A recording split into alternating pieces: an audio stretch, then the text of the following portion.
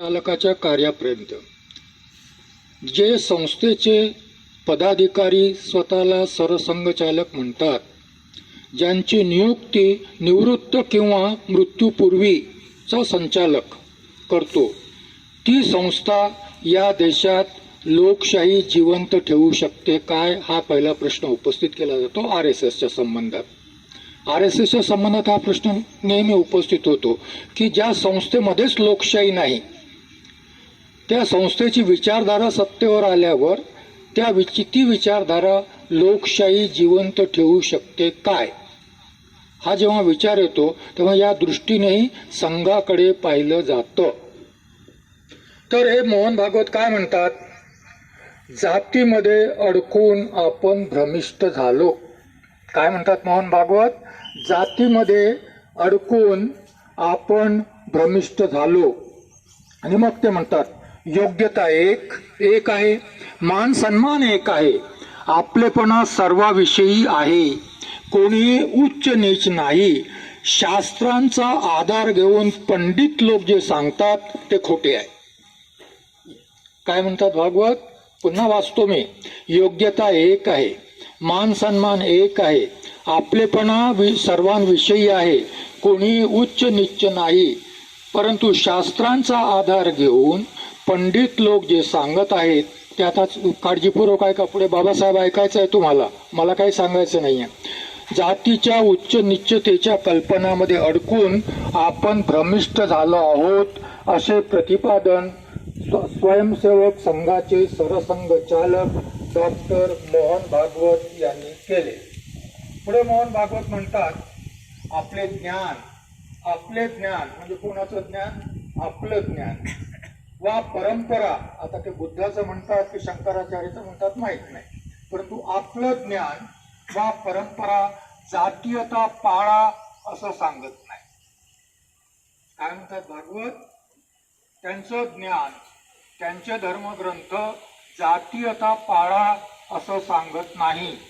परंपरेने हे सांगितलेलं नाही, हे समाजाला सांगायला पाहिजे. परंपरेने हे सांगितलेलं नाही, हे समाजाला सांगायला हवे. ती परंपरा काय सांगते, ती परंपरा म्हणते सत्य, धर्म आणि तिसरं आहे ते कर्म. परंपरा काय म्हणते, सत्य, धर्म आणि तिसरं आहे ते कर्म. पुढे म्हणतात, आजीविका कमावताना समाजाप्रती आपलं दायित्व असतं. सर्व कामं समाजासाठी केली जात असतील तर त्यात छोटे व मोठे असा भेद का करावा. सर्व कामं समाजासाठी केली जात असतील तर त्यात छोटे व मोठे असा भेद का करावा. परमेश्वरापुढे नेहमीच सर्व लोक समान असून कोणत्याही जाती वर्ण संप्रदायात भेद नाही. कोणत्याही जाती वर्ण संप्रदायात भेद नाही. आता एवढं वाचल्यावर तुम्हाला काय बोध झाला मला माहित नाही, परंतु एक फक्त सांगू इच्छितो की प्रत्येक जण जेव्हा काही शब्द वापरतो तेव्हा त्याचे अर्थ त्याच्या पुरते वेगळे असतात. आपण कोणत्या अर्थाने घ्यावं तो आपला भाग आहे. आता याचा 1936ला डॉक्टर आंबेडकर काय म्हणतात, ते आहे जातीभेद निर्मूलन, एनिहिलेशन ऑफ कास्ट. मुद्दाम काल मी शोधलं आणि मग तेच म्हटलं तुम्हाला सांगावं मी सांगण्यापेक्षा, कारण मी सांगितलं तर तुम्ही ऐकायलाच काही खरं नाही, परंतु मध्येच बाबासाहेबांनी सांगितलं म्हटलं की तुम्ही मग बरोबर ऐका, म्हणून बाबासाहेबांचं नाव घेणं आवश्यक आहे. पहिलं, जातीभेद नष्ट करण्याचा खरा मार्ग आंतरजातीय सहभोजन किंवा आंतरजातीय विवाह घडवून आणणे हा नसून ज्या धर्मभावनेवर जातीभेद आधारलेला आहे ती धर्मभावना नष्ट करणे हाच जातीभेद मोडण्याचा खरा मार्ग आहे.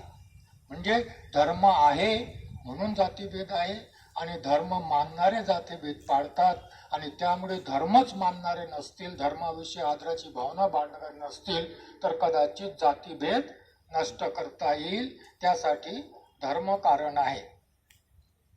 पुढे म्हणतात, म्हणूनच जातीचा विनाश भौतिक बंधनाचा विनाश करण्या इतके सोपे नाही. भावनेमध्ये घडवून आणणे असा त्याचा जात वाईट असेल. पुढे बाबासाहेब म्हणतात, जात वाईट असेल, ज्याला अमानुष म्हणावे असे निर्दय वर्तन ती करावयास लावत असेल, पण तरीही हे मान्य केलेच पाहिजे की हिंदू जातीचे पालन करतात ते एक निर्दय प्रथा किंवा बिनडोक पद्धती म्हणून नव्हे. हिंदू जेव्हा अस्पृश्यांवर, खालच्या जातींवर अन्याय अत्याचार करतात, त्याचं कारण ते निर्दयी प्रथेचं पालन करतात, ते निर्दय आहेत किंवा बिनडोक आहेत म्हणून ते अत्याचार करत नाहीत, तर मूलतः ते धार्मिक आहेत म्हणून अत्याचार करतात. काय म्हणतात बाबासाहेब? ते निर्दयी आहेत, ते क्रूर आहेत, नाही का? निर्दयी आहेत, क्रूर आहेत किंवा बुद्धिहीन आहेत म्हणून अत्याचार करत नाहीत, तर ते अत्याचार करतात कारण ती त्यांच्या धर्माची आज्ञा आहे असं ते मानतात. ते धार्मिक आहेत म्हणून अत्याचार करतात. तसंच मग पशुच्या वधाचे येईल, ते धार्मिक आहेत म्हणूनच हिंदू त्याचे पालन करतात. जातीचे पालन करण्यात लोकांची चूक नाही आहे. माझ्या मते जर चूक कोण असेल तर त्यांचा धर्म. आणि भागवत काय सांगतात? सत्य, धर्म आणि कर्म. बाबासाहेब काय म्हणतात? जातीचं पालन करतात, त्याची चूक, त्याचं दोष कुठे आहे? त्याचा दोष धर्म आहे, कारण त्यानेच जातीची कल्पना लोकांच्या मनावर बिंबवली आहे. हे जर खरे असेल तर ज्याच्याशी तुम्ही दोन हात करावेत असा तुमचा शत्रू जाती पाडणारे लोक नसून ज्या शास्त्रांनी लोकांना जाती धर्म शिकवला ती शास्त्रे तुमचा शत्रू होत हे उघड आहे. लक्षात येतं का बाबासाहेब काय म्हणतात? मग आपला शत्रू हिंदू आहे की हिंदूची धर्मशास्त्र आहे हे लक्षात ठेवावं.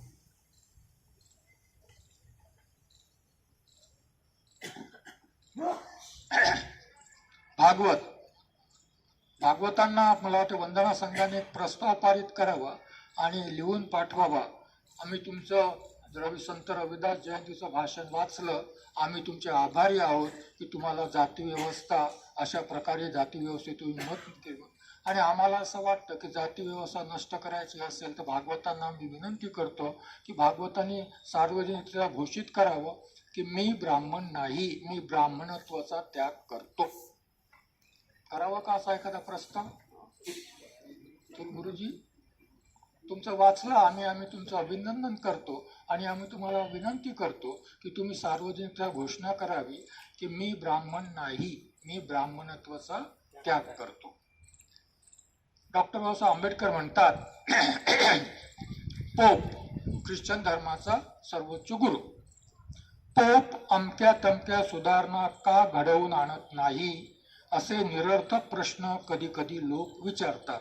मग ख्रिश्चन धर्मात सुधारणा का नाही करत पोप? त्याचं खरं उत्तर असं आहे की जो माणूस क्रांतिकारी असतो तो पोप होण्यासारखा माणूस नसतो, आणि जो पोप होतो तो त्याला क्रांतिकारी होण्याची इच्छा नाही. जो राष्ट्रीय स्वयंसेवक संघाचा संघचालक असतो त्याला ब्राह्मणत्व सोडायचं नसतं, आणि ज्याला ब्राह्मणत्व सोडायचं असेल तो राष्ट्रीय स्वयंसेवक संघाचा सरसंघचालक होणार नाही असं बाबासाहेब म्हणतात. पोप आणि सरसंघचालक, मला वाटते हा अभिप्राय भारतातील ब्राह्मणांना बरोबर लागू पडतो. पोपचं उदाहरण देतात आणि मग ब्राह्मणांना बरोबर लागू पडतो. व एखादा तितक्याच सार्थपणे म्हणू शकतो की जर पोप बनणाऱ्या माणसाला क्रांतिकारी बनण्याची इच्छा नसते तर जो ब्राह्मण म्हणून जन्माला येतो त्यालाही क्रांतिकारी बनण्याची इच्छा पोपपेक्षा कमीच राहील. म्हणजे कोणताही ब्राह्मण जाती व्यवस्था नष्ट करण्या इतका क्रांतिकारक असू शकत नाही असं डॉक्टर आंबेडकर म्हणतात. आता भागवत म्हणतात मी जाती व्यवस्था नाकारतो आहे, परंतु तरी जाती व्यवस्था कायम राहावी, कारण परमेश्वराच्या दारी सगळ्याच जाती समान आहेत. त्यामुळे मग जाती व्यवस्था कायम राहिली काय आणि गेली काय? पुढे बाबासाहेब म्हणतात, म्हणूनच असा धर्म नष्ट केला पाहिजे असं म्हणताना मला मुळीच संकोच वाटत नाही. मी तर असं म्हणतो की असा धर्म नष्ट करण्याचा प्रयत्न करण्यात आपण कोणताही अधर्म करत नाही. पुढे डॉक्टर आंबेडकर म्हणतात, परंतु मृत माणसाच्या शरीरात नवजीवनाचा संचार होणे शक्य नाही. नवजीवन फक्त नवीन शरीरातच संचरू शकते. नवीन शरीर अस्तित्वात येण्यासाठी जुनं शरीर नष्ट झालं पाहिजे, म्हणजेच नवीन जीवनाचा त्यात संचार होईल. सोप्या भाषेत सांगायचे म्हणजे नवीन जीवन सुरू होण्यापूर्वी व त्याच्या हृदयाचे ठोके सुरू होण्यापूर्वी जुन्याचा अंमल संपायलाच हवा. शास्त्रांचा अधिकार झुगारून दिला पाहिजे व शास्त्रांनी सांगितलेला धर्म तुम्ही नष्ट केला पाहिजे असे जेव्हा मी म्हणतो तेव्हा त्याचा हा अर्थ असा आहे.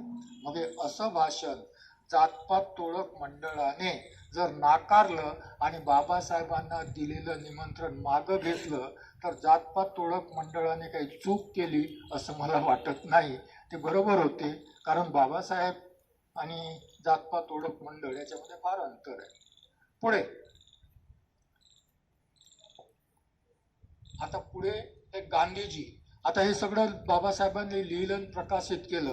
गांधींना मोठं वाईट वाटलं आणि मग मोठं वाईट वाटलं आणि ते म्हणतात 1936 गांधी म्हणतात, जातीभेदाचा धर्माशी कवडीचाही संबंध नाही.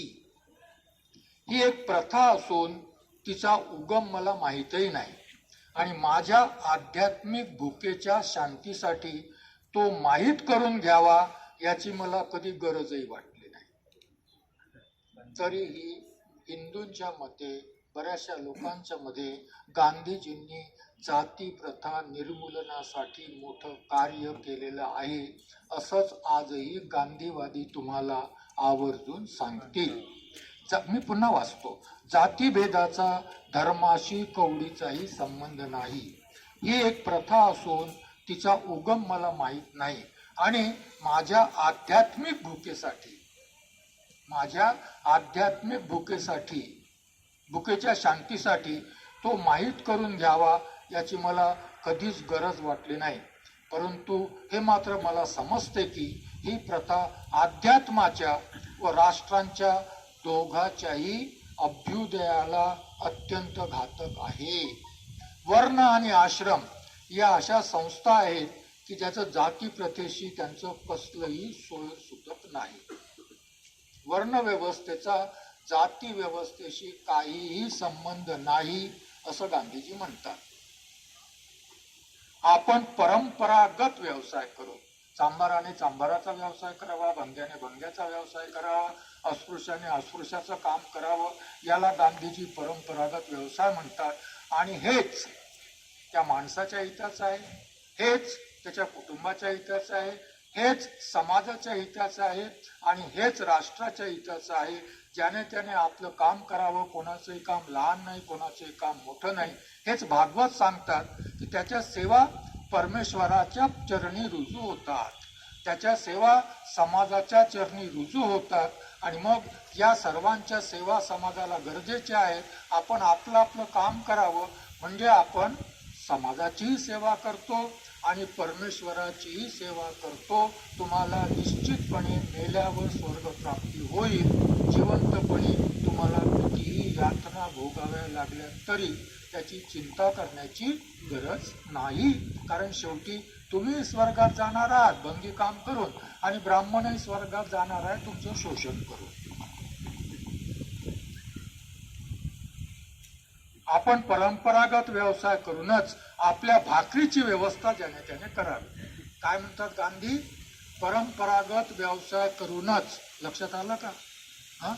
गांधीचं ऐकलं असतं तुम्ही इथे बसले नसते. गांधीचं ऐकलं असतं तर काय केलं असतं गावात? लक्षात घ्या. बरोबर आहे? म्हणून तुम्हाला बाबासाहेब पाहिजे. बरोबर आहे ना? तुम्ही जर गांधीचं ऐकलं असतं तर कुठे असते विचार करा ना तुम्ही. इथे असते का तुम्ही दोघंही? नाही ना. हा? हा. बरोबर आहे ना, तुमचं पाहून इतर येतील ना, म्हणून बाबासाहेब पाहिजेत ना आजच्या तरुणाला. भाकरीची व्यवस्था ज्याने त्याने करावी. तसेच शिक्षण वर्ण पद्धती आपणास देते. इतकेच शिक्षण वर्ण पद्धती आपणास देते. वर्ण आपलं हक्क नव्हे तर आपलं कर्तव्य निश्चित करते. वर्ण आपला हक्क नव्हे तर आपलं कर्तव्य निश्चित करतं. आणि नेमकं हीच भाषा मोदीजी बोलतात. नेमकी हीच भाषा मोदीजी बोलतात. मोदीजी सांगतात 2014 पर्यंत लोक फक्त हक्क बोलत होते. लोकांनी कर्तव्याचा विचार करावा. लोकांनी कर्तव्याचा विचार करावा. आणि कर्तव्य जी संविधानात लिहिलेली आहे ती नाही. भागवत सांगतील ती, मोदी सांगतील ती. कारण कर्तव्यामध्ये कुठेतरी विज्ञान निष्ठा आहे. कर्तव्यामध्ये देशाने विज्ञान निष्ठा पाळावी. मोदीजी पाळतात का विज्ञान निष्ठा? ते कर्तव्य नाही. तुम्ही हक्क नका मागू. मोदीजींनी हक्क हिसकावून घेतले. संविधानाने दिलेले हक्क मोदीजी हिसकावून घेत असतील तरीही तुम्ही हक्काची भाषा बोलू नये, कर्तव्याची भाषा बोलावी. नाहीतर मोदी तुम्हाला प्रश्न विचारतील, तुम्ही राष्ट्राला काय दिलं. मोदी तुम्हाला काय प्रश्न विचारतील, तुम्ही राष्ट्राला काय दिलं. जर काहीच दिलं नसेल तर तुम्हाला हक्क मागण्याचा अधिकार नाही. ही मोदीची भाषा आहे. म्हणून गांधींची भाषा आहे, ही भागवतांची भाषा आहे. म्हणूनच गांधीजी RSS चे विरोधी होते की नाही मला माहीत नाही, चौकशी करता येईल. परंतु गांधीजी सॉफ्ट हिंदूवादी होते एवढं मी निश्चितपणे सांगू शकतो. तेही हिंदुत्ववादी होते एवढंच. त्यामुळे हिंदू संबंधात, हिंदुत्ववादासंबंधात विचारसरणीत फार काही अंतर आहे असं नाही. एकाने दगडानं मारलं, दुसरा विटेने मारत होता, कदाचित अंतर एवढंच असू शकेल. ज्याच्यामुळे मानव जातीचं कल्याण होईल अशा परंपरागत उद्योगांचा वर्ण आवश्यक रूपाने निर्देश करतो. त्याशिवाय अधिक काहीही करत नाही. याचा असाही अर्थ होतो की कोणताही व्यवसाय नीच किंवा उच्च दर्जाचा नाही. 1936 साली गांधीजी काय म्हणतात, कोणताही व्यवसाय उच्च किंवा नीच दर्जाचा नाही. आणि म्हणून हे सिद्ध करण्याकरता गांधीजींनी प्रयोग केले. गांधीजी वाचावा, कधी कधी आंबेडकरच वाचून गांधीजी समजत नाही. गांधीजी समजून घ्यायचे असतील आणि आंबेडकरही समजून घ्यायचे असतील तर दोघांनाही वाचावं लागतं. आताच कोणाचं तरी एक स्टेटमेंट मी वाचलेलं आहे गांधीवाद्यांचं मोठं, म्हणजे आता काहीतरी सुरू होतं. त्या स्टेटमेंट म्हणतात की गांधी जर सगळ्यात जास्त कोणाला समजला असेल तर तो एकच माणूस आहे, तो म्हणजे डॉक्टर आंबेडकर. गांधी जर कोणाला पूर्णपणे समजला असेल तर तो एकच, आणि ते म्हणजे डॉक्टर बाबासाहेब आंबेडकर. आणि म्हणून गांधींनी काही प्रयोग केले. सेवाग्राम आश्रममध्ये कोणालाही आश्रमात प्रवेश हवा असेल तर त्याला पहिलं काम दिलं होतं संडास साफ करायचं. मग ती कोणीही व्यक्ती असो, त्याला पहिलं काम कोणतं असायचं, संडास साफ करायचं, टॉयलेट साफ करायचं. का तर गांधीजी हे प्रस्थापित करू इच्छित होते की भंग्यांचं काम करणं हे कमीपणाचं नाही. हे कमीपणाचं नाही. सगळीच कामं सारख्याच दर्जाची असतात आणि सगळ्यांच्या सेवा समाजाला रुजू होऊ शकतात, त्यामुळे करावं. परंतु तिथून निघाल्यानंतर, आश्रमातून निघाल्यानंतर किती लोकांनी भंग्याचाच व्यवसाय स्वीकारून स्वतःचा उदरनिर्वाह चालवला असं एकही उदाहरण नाही. एकही समाजसेवा म्हणून, राष्ट्रसेवा म्हणून किंवा प्रिन्सिपल म्हणून भंग्याचं काम करणं हा एक भाग आहे. परंतु पोटा पाण्याचा व्यवसाय म्हणून त्या व्यवसायाशी बांधून घेणं ही दुसरी फिलॉसॉफी आहे. हा विचार आहे. सर्व व्यवसाय नीच किंवा उच्च दर्जाचा नाही हे भागवत सांगतात. भागवतचं स्टेटमेंट तेच आहे. धर्म, सत्य, धर्म आणि काम. आणि ते म्हणतात सगळ्या सेवा समाजाला रुजू होतात, सगळ्या सेवा परमेश्वराला रुजू होतात, त्यात कमी जास्त काहीही नाही. सर्वच उद्योग चांगले, धर्मसंगत व पूर्णतः सारख्या दर्जाचे आहेत. ब्राह्मणाचे आध्यात्मिक गुरुचे काम पहा.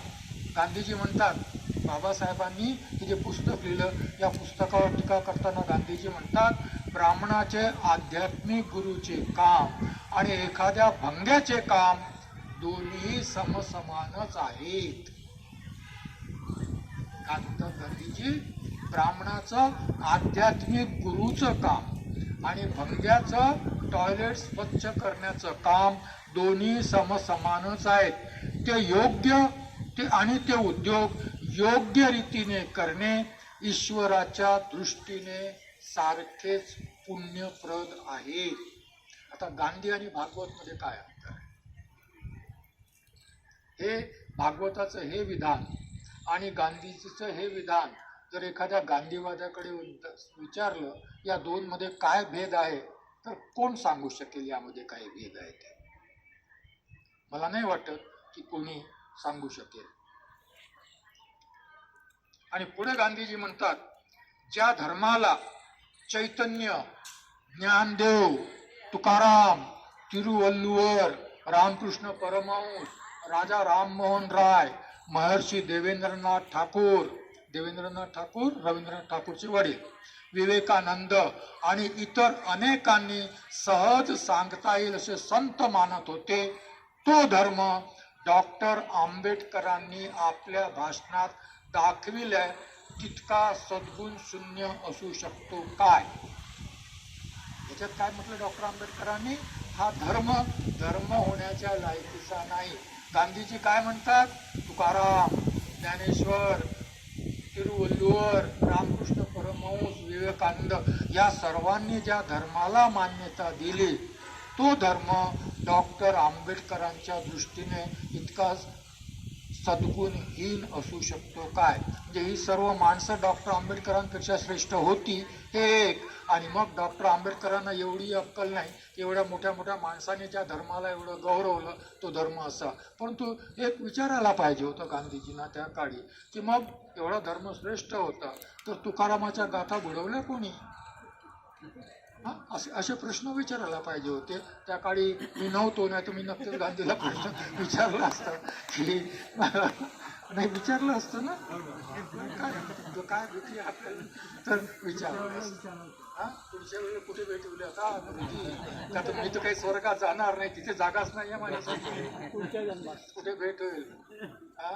आणि मग बाबासाहेबांचं त्याला उत्तर देताना बरंच मोठं उत्तर बाबासाहेबांनी दिलेलं आहे, परंतु त्याच्यामध्ये म्हणतात हिंदू समाजाचे अशा धर्मतत्वांच्या आधारे पुनर्संघटन करावयास हवे की ज्याचे नाते समता, स्वतंत्रता, बंधुभाव याच्याशी जुळू शकेल. इथे लक्षात घ्या, बाबासाहेब म्हणजे वाक्य मोठं महत्वाचं आहे. हिंदू समाजाचे असा धर्म तत्वांच्या आधारे पुनर्संघटन करावयास हवे की ज्याचे नाते समता, स्वतंत्रता, बंधुभाव याच्याशी जुळू शकेल. हे डॉक्टर आंबेडकरांचं वाक्य या अर्थाने महत्वाचं आहे की ते जातपात तोळक मंडळाला म्हणतात की तुम्ही अशा पद्धतीने हिंदू धर्माचं पुनर्संघटन करा, कारण कदाचित मी या धर्माच्या पुनर्संघटनात तुमच्या बरोबर असणार नाही. मी धर्मांतराचा निर्णय घेतलेला आहे. 1935 साली डॉक्टर बाबासाहेब आंबेडकरांनी धर्मांतराची घोषणा केली आणि 1936चं हे भाषण आहे. आणि म्हणून या वाक्याची रचना अशी आहे की तुम्ही करावं. तुम्हाला जर वाटतं की हिंदू धर्म वाचावा, तुम्हाला जर वाटतं की जाती प्रथा नष्ट व्हावी वगैरे वगैरे, तर तुम्ही काय करा? तुम्ही समता, स्वतंत्रता, बंधुभाव या तत्वाच्या आधारावर हिंदू धर्माची पुनर्रचना करण्याचा प्रयत्न करा. हा उद्देश सफल व्हावा म्हणून जातीभेद व वर्ण याच्या पाठीशी असलेले धर्माचं अधिष्ठान नष्ट केलं पाहिजे. वर्ण व्यवस्था कोणाची मान्यता आहे? धर्माची मान्यता आहे. जाती व्यवस्था कोणाची मान्यता आहे? धर्माची मान्यता आहे. वर्ण आणि जाती व्यवस्थेशी धर्माचं अधिष्ठान काढून घेतलं तर जाती व्यवस्था, वर्ण व्यवस्था जेव्हा शास्त्रांनी भगवद्वाणी मानण्याचे बंद होईल तेव्हाच जात आणि वर्ण यांचे धार्मिक अधिष्ठान जाऊ शकेल. तर भागवतांचं हे जे आहे, भागवतांचं वाचताना आपल्याला या सगळ्या गोष्टींचा विचार करावा लागेल. बाबासाहेबांनी पर्याप्त उत्तर दिलेलं आहे आणि भागवत जे काही बोलतात त्याच्या पाठीमागे निश्चितच त्यांचा काहीतरी हेतू असावा, कारण ते जेव्हा बोलतात तेव्हा सर्व हिंदू समाज त्यांच्याकडे पाहतो. लगेच तोगडियांनी त्याच्यावर टीका केलेली आहे. हे ब्राह्मण पंडितांना दोष देत आहेत अशी तोगडियांनी टीका पण केलेली आहे. आता हिंदू धर्माला मानणारे साधू संत महंत वगैरे वगैरे वगैरे लोक भागवतांना कशा प्रकारे घेतील मला माहीत नाही, परंतु जाती व्यवस्था कायम ठेवून समरसतेच्या नावाखाली या समाजाला जोडण्याचे आणि डॉक्टर बाबासाहेब आंबेडकरांच्या विचारापासून परावृत्त करण्याचे प्रयास सातत्याने केले जात आहेत. त्यामुळे अशी विधानं जेव्हा केली जातात तेव्हा त्या विधानाकडे समजून उमजून लक्ष दिलं गेलं पाहिजे, समजून उमजून ते विचारात घेतलं पाहिजे. एवढंच मला सांगायचं होतं. धन्यवाद.